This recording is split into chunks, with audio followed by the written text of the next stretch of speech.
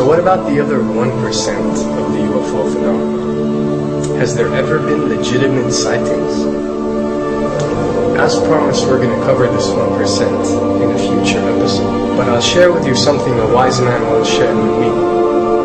Before we should start focusing on dealing with problems outside our world, we should first focus on solving the problems within our world.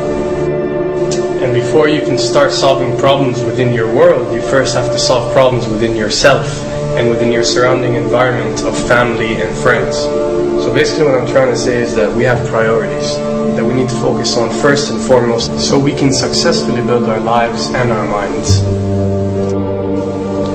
Now, it's no secret that the difference between what the government knows about UFOs and aliens and what is shared or released to the public is extremely enormous. And unfortunately, governments and several organizations on Earth are taking advantage of the UFO phenomenon to achieve worldly agendas. So why do we see particle beams, huge ones, firing at things that are, you were saying 200,000 Gs?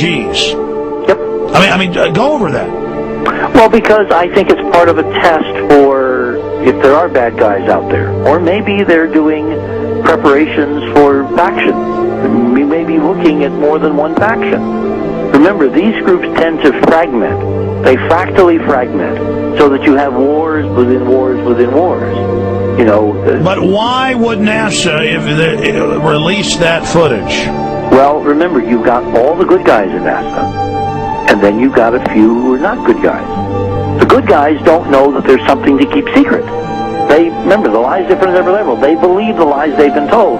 So when you set up a structure, an institution, which is supposed to be open and above board and is supposed to present live TV of the shuttle missions, they present live TV. Now, the controllers can't say, oh, well, you can broadcast this, but you can't broadcast that. Because the honest guys will then say, sure. Well, why can't we broadcast that? So people always say if this was happening, it would come out, and it is coming out. Well, I mean, I agree with you. When you've got the Catholic Church saying we need to love the aliens, they're our brothers, when you've got every major denomination saying it, when you've got all the movies, and you've got, in the 80s, huge programs at the Olympics with aliens landing, fake aliens, and you've got huge things the size of 3 football fields floating over Dallas, and stuff all over the place. Something's going on, and then I read government documents about fake extraterrestrial landings. Any of this. Why? I mean, you believe it's fake. Remember Operation Northwoods? Yes. Okay. Or we can go to the, September 11th. Governments do huge, big things to sway populations at key nodal points in history. They love hoaxes. Yeah, well, they manufacture history is what it is. We are building, all my UFO friends, I need to shake them because they're so, frankly, they're extremely naive, Alex. They really believe we're building toward disclosure. I believe we're building toward a mass, carefully manufactured, fake event where ETs, who are really humans, who are really part of this secret clique, who are probably Nazis, who have developed and perfected their technology from World War II, which is why you've got to get, Joseph on. They are going to basically fake out the world. And there's an incredible window on the Nazi black ops programs, the compartmentalized, incredible high technology efforts that were being funded by the Nazi war machine, particularly toward the end of the war, in a desperate effort to win the war, and they fastened their hopes on several key technologies, some of which appear to be the control of gravity itself, which again is a separate piece of data from my work, which came at this from a hyperdimensional physics perspective. We know there's a lot of suppressed technology. 20 years after the B-2 bomber was already in service, they declassify it. So we have a lot of cases of that. We know there's a whole shadow government. This is technology in physics, Alex, that would make anything you think you know like a candle flame compared to a hydrogen bomb. This is a physics that literally allows you to rearrange time.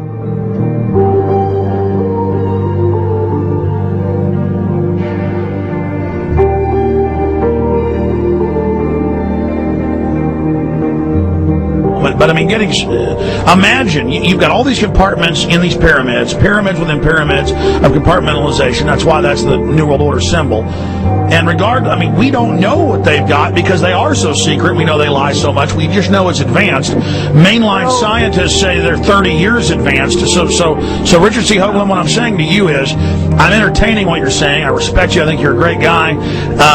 My only issue is, like you said, dealing with what we know they could be up to. The fact, Alex, we have done experiments. We have our own data. We have experiments now from the Soviet Union. 30, 40 years when the Iron Curtain came down, when glasnost finally prevailed, a huge amount of stuff was declassified from the KGB as well. And we now have put this data together.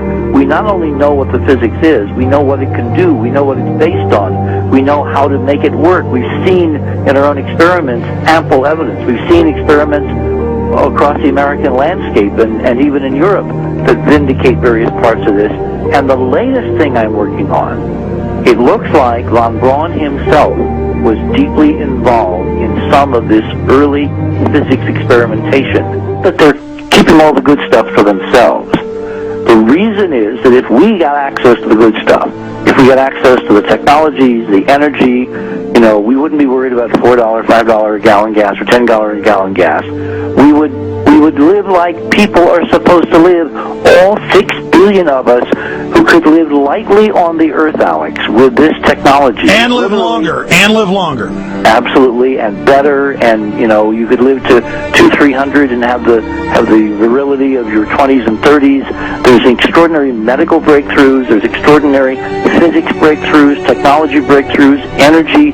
It's all been kept away.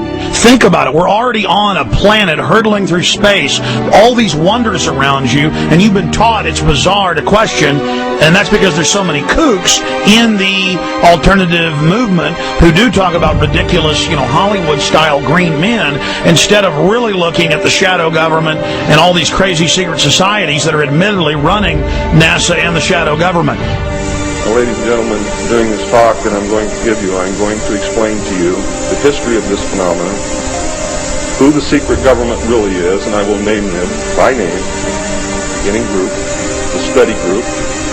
I will tell you who they are today. I'm going to tell you what this is all about. I'm going to tell you who's selling drugs to your children, and I'm going to tell you why the United States government is afraid for you to find out what the truth is regarding UFOs.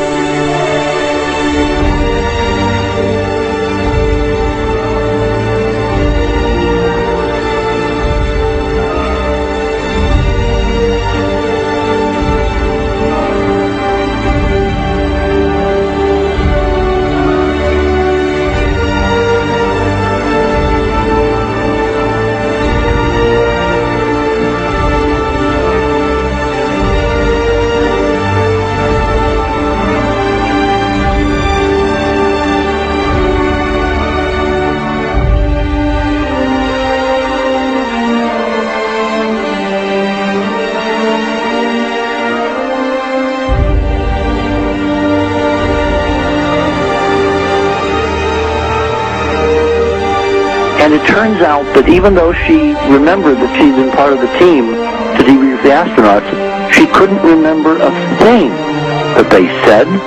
She couldn't remember why she no longer was working with NASA. She couldn't remember. In other words, her memory lapses were enormous, and I don't think they were feigned, because we now found the same pattern in all the flight crews.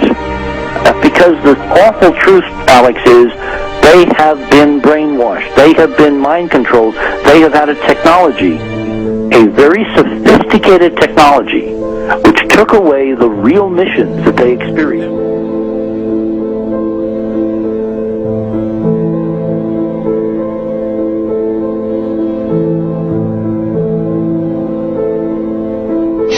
Sorry.